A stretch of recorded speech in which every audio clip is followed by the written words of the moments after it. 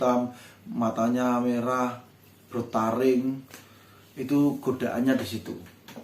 Setelah dia melalui beberapa kali godaan, lalu datanglah sesosok. Kalian kebayang nggak? Sebuah pernikahan tuh yang normal harusnya emang manusia sama manusia. Tapi beda cerita sama orang yang satu ini. Dia menikah sama jin. Tuh, gimana ceritanya coba? Bisa sampai terjerumus dalam pernikahan dengan jin.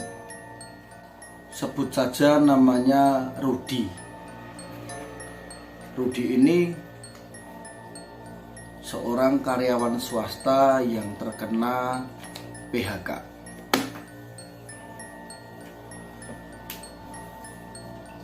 Dia harus menghidupi satu istri dan kedua anaknya. Pusing gak tuh? Kena PHK, terus dia jobless. Dia cari kerja kesana kemari, tidak ada yang menerima dia sebagai karyawan. Karena kondisi saat itu memang sedang krisis moneter.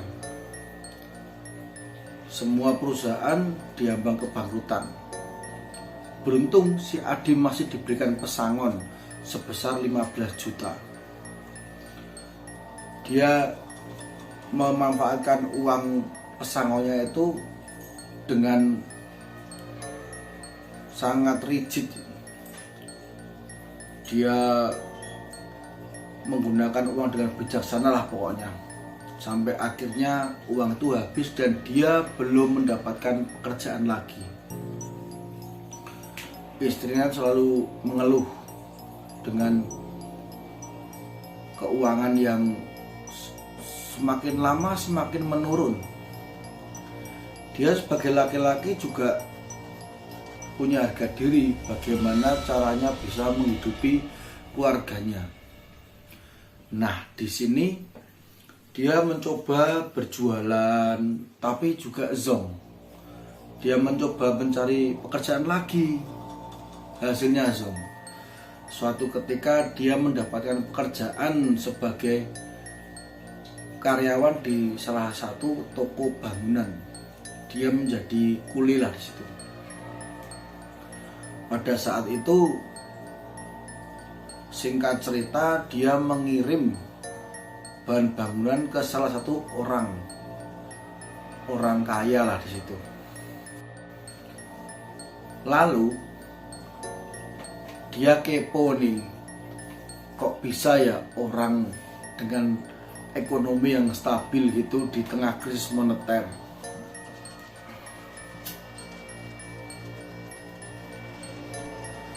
Dua tiga kali ngirim bahan bangunan ke sana.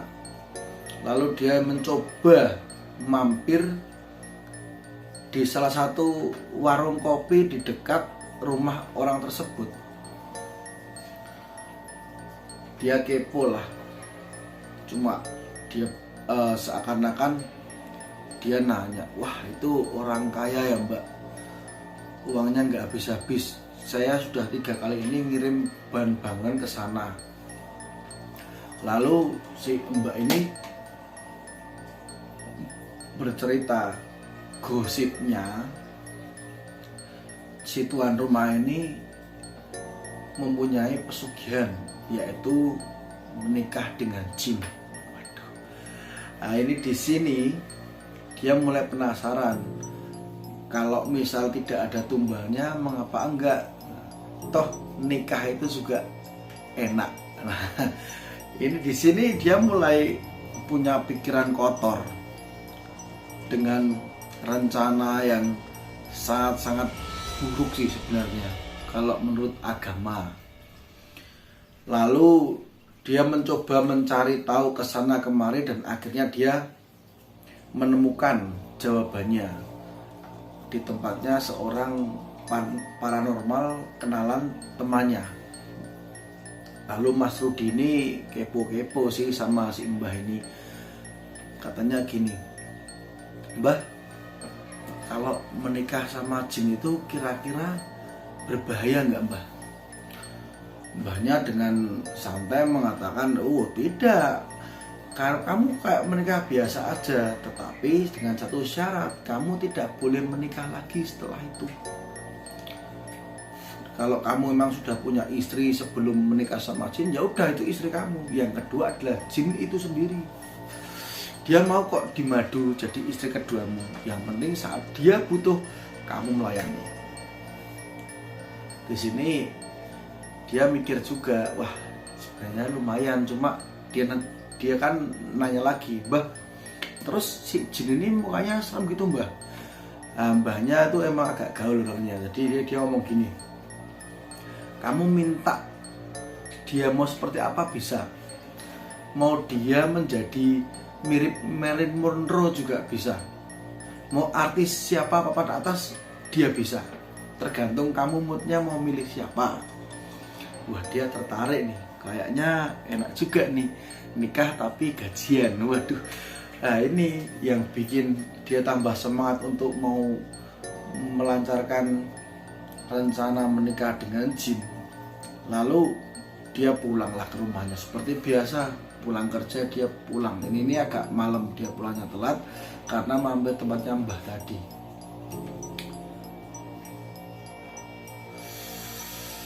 Sampai rumah istrinya biasa ngomel-ngomel, cuma istrinya ini bukan tipe istri yang menuntut sebenarnya, cuma sewajarnya sama dia, yang penting akeh gitu loh.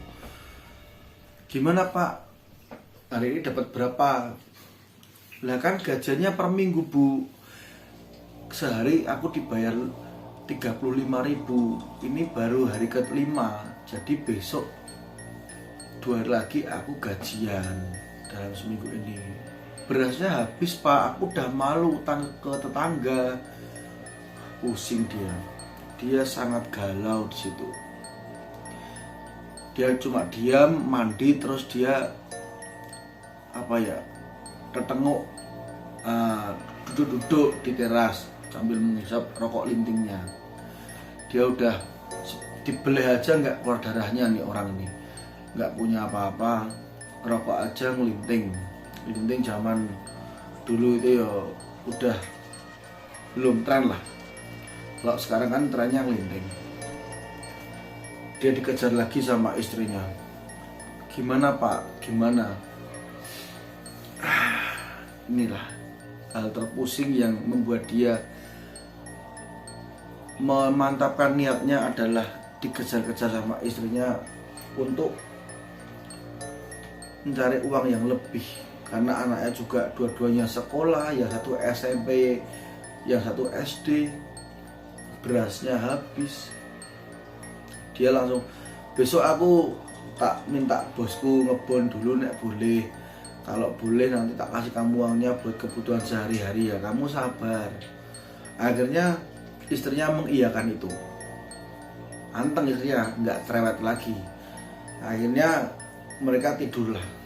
Besoknya dia pamit sama istrinya, nanti aku nggak pulang, berarti aku ada lembur di tempat kerjaan, bosku ada proyek besar yang aku harus ngirim barangnya itu sampai malam, mungkin aku tidur di toko nanti.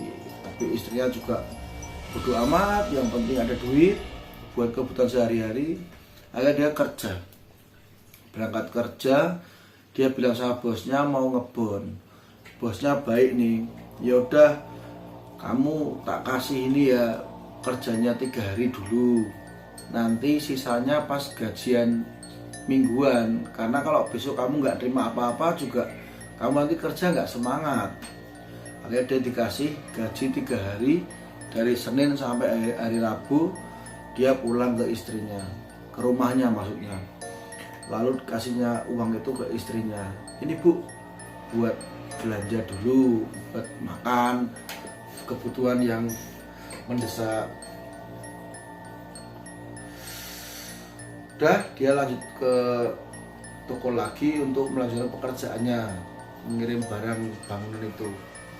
Setelah itu, setelah pulang kerja pukul 5, dia naik motor ke tempatnya si Mbah tadi. Mbah, syaratnya apa Mbah? Aku mau mau memantapkan diri. Intinya dia mau tawarannya si mbah tadi paranormal untuk menikahi jin. Udah, kamu yakin nak? Kalau kamu yakin, kamu puasa 3 hari. Puasamu itu 3 hari. Setelah selesai kamu kesini bawa kembang setaman sama kemenyan putih dan jajan pasar. Lalu dia menyanggupi, itu juga bukan barang yang mahal syarat-syaratnya itu. Lalu dia pulang ke rumahnya. Nah, gajian dari hari Kamis sampai hari Sabtu ini dia berikan istrinya 1,5 hari ya, 1,5 hari dia simpan untuk modal menikahi jin itu. Lalu dari hari Senin sampai hari Rabu dia kerja dengan penuh dengan lemah letih lesu pokoknya, karena dia lagi puasa mutih itu. Lalu setelah selesai puasa hari Kamis pas malam Jumat Kliwon dia ke tempatnya si mbah. Lalu diajaklah dia ke sebuah sendang nggak jauh dari rumah si mbah itu. Kamu nanti di sini telanjang bulat tanpa hasil benang pun kamu ini si sajen ini kamu letakkan di depan kamu baca rapalan ini. Rapalan itu kayak apa ya, kayak bacaan gitu. Nanti dia bakal nemuin kamu. Kalau udah nemuin kamu, nanti kamu kembali ke tempat saya ya. Oke mbah. Nah, dia ditinggal sama si mbah di sendang itu. Lalu wah, godaan demi godaan, di depannya dia ada sosok yang putih-putih, ada sosok yang gondrong pakai daster putih, ada sosok yang berbadan besar hitam, kepalanya bertanduk, ada yang tinggi besar warna hijau, tinggi besar warna merah, tinggi besar bulunya lebat warna hitam, matanya merah, bertaring. Itu godaannya di situ. Setelah dia melalui beberapa kali godaan, lalu datanglah sesosok seperti perempuan dengan busana tradisional, cantik sekali, dengan selendang yang menjuntai gitu. Dia cuma tersenyum dan hilang lagi. Suasana kembali menjadi gelap yang tadinya itu bersinar-sinar. Lalu dia mikir, apakah ini yang dinamakan ditemui?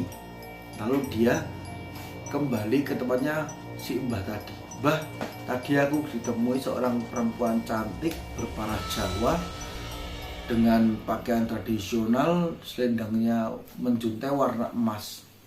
Oh iya, berarti kamu udah ditemuin. Sebentar, si mbah masuk kamar. Gak lama mbahnya keluar. Terus udah, kamu ikut saya. Ada ruangan khusus yang semua bernuansa hijau ya. Si mbah di situ bilang, sekarang kamu tak nikahin, mbahnya jadi penghulu. Intinya gitu. Kamu tutup mata. Dia tutup mata, si mbahnya baca-baca kayak bacaan gitu, rapalan, lalu dia suruh buka mata. Buas. Seketika ruangan itu berubah menjadi ruangan yang besar, banyak orang, dan ada sosok bapak ibu yang mendatangi ini Mas Rudi. Kamu sudah siap menikahi anak saya? Sampun. Wah, jawabannya Mas Rudi gitu. Lalu singkat cerita dinikahkanlah si perempuan cantik ini sama Mas Rudi. Setelah itu semuanya menjadi kamar yang bernuansa hijau tadi. Sudah, singkat cerita Mas Rudi pamit pulang sama si mbah. Pamit pulang, dia seperti biasa bekerja. Tapi setiap malam Jumat Kliwon dan Selasa Kliwon, nanti malamnya random ini, milih yang mana sih Marilyn Monroe ini. Nanti dibisi dulu dia. Kalau dia mau datang minta jatah. Sudah berangsur-angsur, habis mereka berhubungan badan, si ini Marilyn Monroe jadi-jadian ini ninggalin emas, ninggalin uang, ninggalin emas, ninggalin uang, gitu terus selama bertahun-tahun seperti itu. Akhirnya hidup Mas Rudy pun jadi baik, ekonominya baik, hidupnya mewah, mobilnya gonta-ganti. Ada Rubicon dibeli, guys. Ada baru Mercedes-Benz yang baru dibeli. Apa yang nggak dia punyai? Anaknya yang mulanya tasnya cuma KW 15, belinya ori. Istrinya sudah hidupnya berbeda. Setelah itu dia jujur sama istrinya bahwa dia bisa seperti ini karena menikah dengan jin. Istrinya udah nggak ambil pusing karena dia udah hidup berkemewahan kok. Apa ya, istrinya ya mengiyakan aja. Wes sakarepmu, yang penting butuhku kecukupan. Setiap malam Selasa Kliwon dia wik sama si Marilyn Monroe jadi-jadian tadi. Setiap malam Selasa Kliwon dan Jumat Kliwon. Kadang-kadang Selasa Kliwon toh, kadang-kadang Jumat Kliwon toh, kadang-kadang ya Selasa Kliwon, ya Jumat Kliwon. Nggak mesti. Nah, terus lama-kelamaan Mas Rudy ini kan hobinya dolan. Kafe, sana kafe sini, kafe sana lagi, kafe sini lagi, sama teman-teman barunya yang sama-sama hedon gitu. Lalu singkat cerita dia pindah ke perumahan yang lebih besar lagi, lebih luks lagi perumahannya. Setelah itu sebelah rumahnya kebetulan tuh ada seorang janda. Jandanya belum punya anak, cuma janda sugih juga. Mas Rudy kepencot, tertarik sama si janda ini. Dia lupa kalau dia punya perjanjian nggak boleh menikah lagi. Nah, di sini luputnya Mas Rudy. Akhirnya dia izin sama istrinya yang pertama ini mau menikah lagi. Istrinya juga bodoh amat. Intinya ya sakarepmu, yang penting kebutuhanku tercukupi. Akhirnya si janda ini ternyata juga menaruh simpatik sama Mas Rudy karena uangnya banyak. Mas Rudy juga nggak jelek-jelek amat, mobilnya bagus. Kasarannya itu di rumah itu berjajar Ferrari 4 tuh biasa itu. Akhirnya mereka menikah. Nah, di sini awal mula bencana itu terjadi. Menikah, lalu si Mbak Janda ini, anggap aja namanya Mbak Reni, itu heran kenapa setiap hari ada yang meneror dia. Entah suara orang nangis, entah suara auman harimau, desisan ular di rumahnya setiap hari. Rudy cuma nggak pilih pusing, dia udah nggak mikir itu karena udah kaya. Nah, waktu tiba malam Selasa Kliwon, dia masuk ke kamar yang khusus buat wik-wik sama Marilyn Monroe itu. Di situ si Marilyn Monroe udah berubah, nggak jadi Marilyn Monroe lagi. Ingat sama makhluk yang saya ceritain di cerita sate gagak? Nah, seperti itu. Dari perut ke atas manusia dengan wujud yang menyeramkan, cakar yang besar, rambutnya seperti ijuk, ke bawahnya ular. Nah, kayak gitu wujudnya. Wah, dia kaget bukan kepalang sih Mas Rudy ini. Langsung dia mau kabur, nggak bisa, pintu kamar ditutup. Dengan cakar yang besar ini Mas Rudy ditampar, wah, jengking. dia minta ampun, dia nggak tahu salah apa. Ternyata cuma cemburu. Tapi si Marilyn Monroe ini nggak bisa menyakiti lebih dari nampar Mas Rudy, karena anaknya sama Mas Rudy itu bagus-bagus, berkualitas, dan banyak. Nah ternyata bangsa mereka itu kenapa bisa separuh-separuh? Katanya usut punya usut, mereka itu bisa beranak pinak itu memang dari manusia. Lalu tetap Mas Rudy harus melayani si Marilyn Monroe dengan wujud yang memedengkan, tapi udah nggak dapet cuan dari melayani itu. Jadi seumur hidupnya Mas Rudy ini cuma diperbudak seks sama Marilyn Monroe jadi-jadian ini. Tapi lama-lama si Marilyn Monroe jadi-jadian ini itu ya bentuknya cantik lagi, cuma udah nggak ngeluarin cuan. Si Renny hidupnya juga berantakan, istrinya selalu menuntut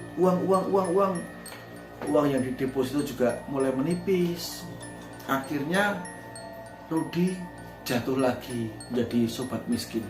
Nah itu masih suruh melayani si Marilyn Monroe jadi-jadian, harus menghidupi Mbak Renny sama istrinya, tapi udah nggak punya uang lagi. Cari kerja kesana kemari lagi, ya hasilnya sama aja. Jadi ya teman-temanku yang tersayang, apapun masalahmu yang terberat sekalipun, jangan pernah tergoda dengan hal-hal yang instan.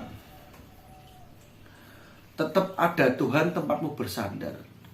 Cerita ini buat pelajaran teman-temanku di sini supaya selalu berpikiran positif. Kalau kamu kalau kamu udah mulai merasa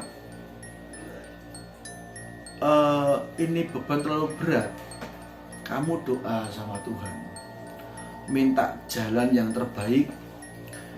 Pasti Tuhan memberikan ujian yang tidak melampaui kekuatanmu.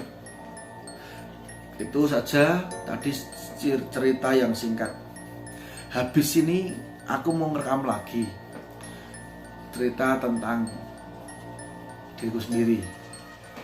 Oke? Semoga bermanfaat ya. Terima kasih sudah menonton video ini.